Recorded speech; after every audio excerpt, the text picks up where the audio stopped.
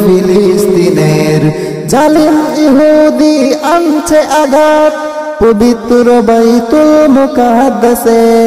মুসলিম কি করে থাকবে চুপ, কান্নার আওয়াজ আসছে ভেসে। জালিম ইহুদি আনছে আঘাত পবিত্র বাইতুল মুকাদ্দাসে। মুসলিম কি করে থাকবে চুপ, কান্নার আওয়াজ আসছে ভেসে। আর নাই চুপচাপ মারো ঘরে ধূপ ধাপ, এসেছে সময় ফের যুদ্ধে যাওয়ার। তোলো তাকবীর ছুড়ো হুঙ্কার, এক হও মুসলিম সবে আবার। ডাকছে আকসা আজ তোমাদের, অবুঝ শিশু ওই ফিলিস্তিনের।